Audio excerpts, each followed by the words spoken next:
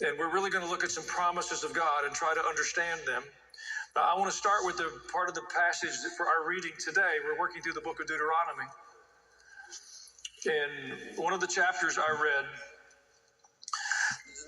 seemed to be just so vibrant to me. I wanted to take a moment with you as kind of the introduction to this little series. Moses in the book of Deuteronomy is busily preparing the people for their entrance into the promised land. They have a history of being slaves. They have no history of autonomy, of independence, of centralized government, of self-determination, none of that. And now they're this free people. They've plundered Egypt, and Moses has been given the assignment of preparing them to occupy their inheritance. Not an easy task. And in Deuteronomy chapter 6, the entire chapter is instructions for this. And as I read through those chapters again today, I was just captivated by the intensity of the language. It's describing a people who are following the Lord. You'd have to say that group of people were pretty much all in. If they didn't follow the Lord, they're going to starve to death. If they didn't follow the Lord, they had no water. Their only purpose for being together is they were a people following God, a pillar of cloud and a pillar of fire. Sound right? So I'm thinking if you have that group of people all in and you were going to talk to them, you just hold hands and sing Kumbaya. They'd be like, come on, let's hug this one out, right? We made it through the plagues. We got through the Red Sea. We got through the bitter water at Mara. We got manna every morning. Big Mo went up the mountain and came back with the 10. We're golden. Group hug. And you read Deuteronomy 6, and the language is so intense. It's not what I expected. And the first verse is, these are the commands, decrees, and laws the Lord your God directed me to teach you to observe. Commands, decrees, and laws. God has an opinion.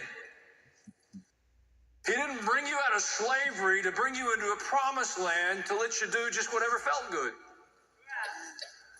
And then I started underlining it in my Bible, and I just clipped some statements, and these all come from Deuteronomy 6. You can go back and read it and check.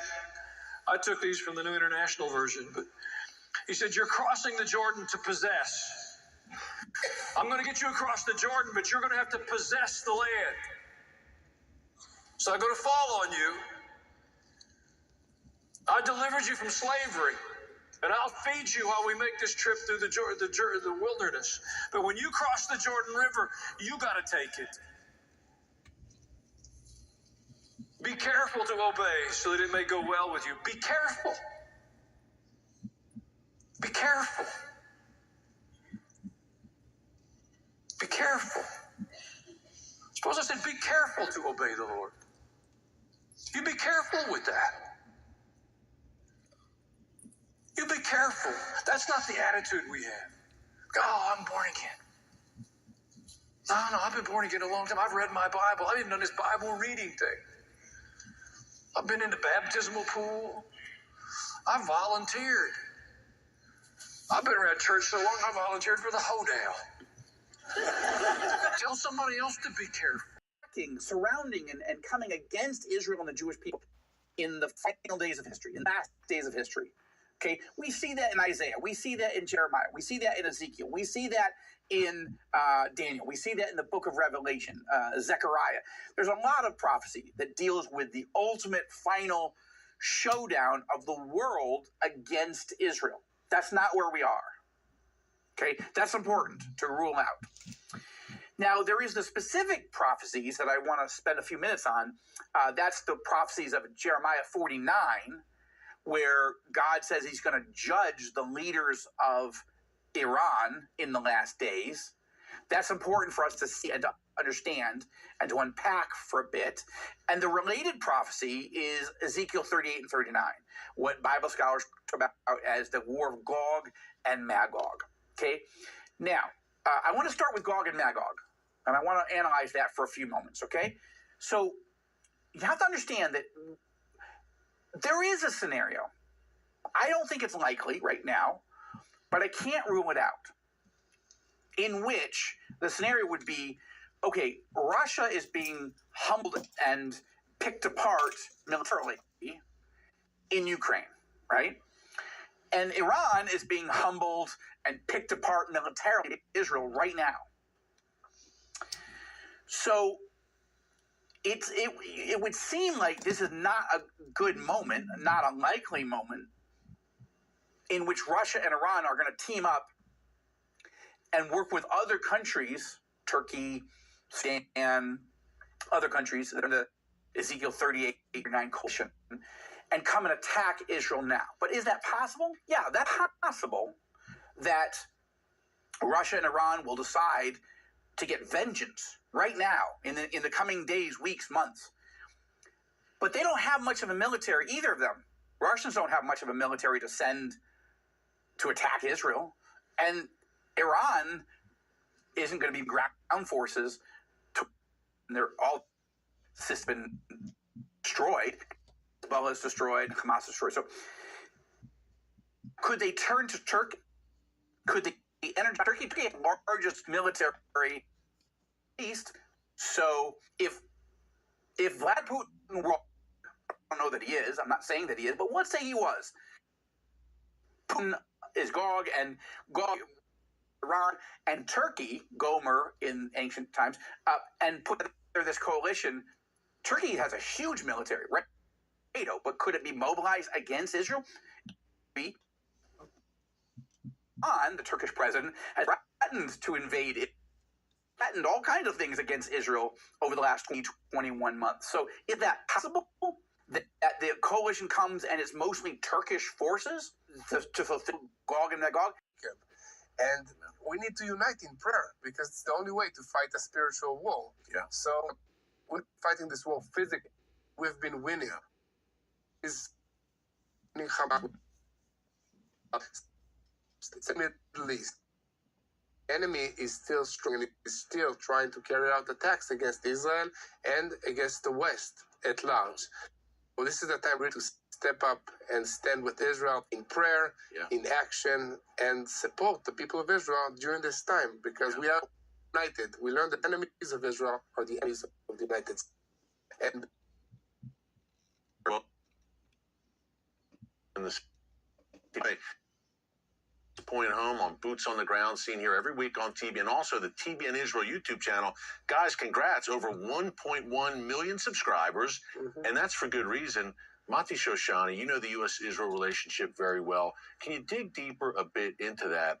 How Israel, again, we are very blessed and fortunate here in the United States to have such a great ally in the middle of the world's most chaotic region, fighting the good fight, really, ultimately, Mati, I think not only for the people of Israel, but for the free world.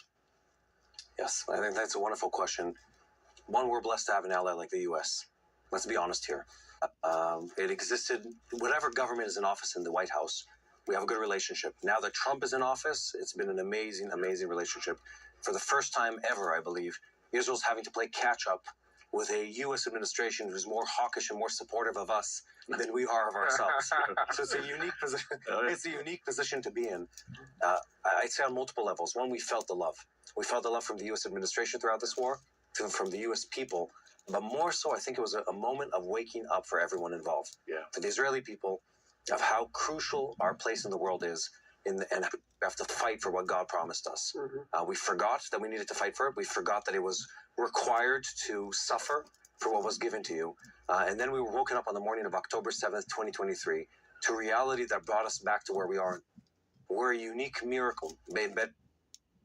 And then we found out that we weren't alone. First was Biden, now it's President Trump that stood with us in a way that you couldn't ask for anything more. I mean, they stood with us in the toughest of times, in the most strong way possible. And even to this day, we can see that. And I'd say it's more than just the government. It's also the people of the U.S. Yair and myself have encountered countless people throughout the last 15 months of this war. And almost everyone we meet says one thing to us. What you see in the news doesn't represent what the people of America think of Israel. They love us. They care for us. They pray with us. We see it in the comments of our YouTube channel. We see it everywhere we go. I think that matters more than anything. And more so, it's one more important thing. It reminded Israelis of who they are and why we're here. And it reminded Americans that you sometimes have to stand up for what's right. Yeah. Because in the past, policy, it was politics. We don't want to talk about it. The Palestinians, the Jews, let's let them do their thing. It's so the good and the bad in this story that it pulled people out of sort of their comfort spot and forced them to respond and say, look, come on, guys. Clearly, evidently, this is evil. Stand against it. Yes. Clearly, this is good. Let's stand with it. So in that sense, finally, we're at this place where the United States and Israel can unify together in bringing good to the world. This is sort of the next step for the Middle East in opening up something positive for the region that isn't death, that isn't destruction, that isn't Iran and its proxies. So I think we're in a really unique place today. Yeah, amen. Mati, well said. And gentlemen, really, unique place, Mati. You said it. A golden opportunity here. Peace to break out in the Middle East. Imagine that. From Gaza, a Saudi normalization deal, Iran, and dealing with that existential threat. It's all on the table right now. I want to ask you both, and look, an encouraging time, Mati. I want to ask you both the challenges about the show is Stand with Israel. How we can pray for our intercessors and viewers around the world. And you both talk about, and look, you've both sacrificed. You left your families for defend the nation of Israel. Can you both talk about some of the challenges that the people of Israel are facing right now? I'd like to hear both your takes, Yair and Mati. Yair, if you want to share. Sure. Yeah, definitely. Let me just explain a little personal. Imagine I was a servant, and I was called to fight in the army after Hamas launched a terrorist attack against the state of Israel, murdering thousands and kidnapping hundreds into the Gaza Strip. I had to leave my wife with 3 kids at home for 4 months. Mati did 7 months at the first round of the IDF because all of us in Israel, we have a job, we have a career in the civilian life, and we have also another job as part of the IDF. I'm a tank platoon commander. I mean, that's my my military profession, and I will be an officer until the age of 50 now. That was extended, by the way. It used to be 45. I saw that, yes.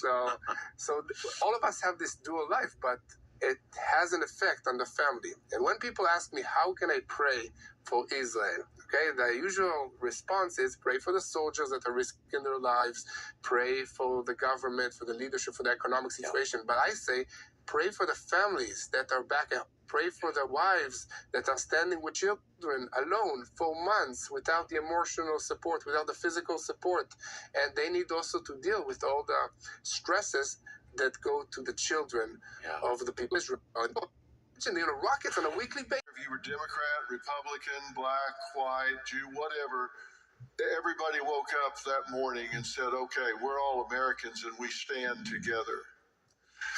And I think October 7th was a Jewish 9/11. And I think October 8th was that 9/12. And I think what happens in New York City in November is going to define whether everybody stands together and unifies and says, we take back New York City. We take back New York City. Remember how we got here. The Obama administration. Hillary Clinton. Joe Biden. That's how we got to where we are now. Appeasement. Happening with aid to Palestine and where they vote in the United Nations with regard to Israel and the right to defend itself. I look at how they comment on those things and it speaks volumes. The dots are very close together. Israel right now that I think they're going to throw up. But I want you to know, while we see that, that's actually a live shot. They're praying at the Western Wall there. And it's a special experience. I cannot wait. Special sitting here with you, Pastor, with the Wailing Wall in the background. I mean, it's almost like surreal. I mean, really. And the technology. But I want you to know, and I want people in Israel to know, that we stand with you. That this commission and our friends and partners in our television ministry in the last 5 years have given over $28 million partnering with the Jewish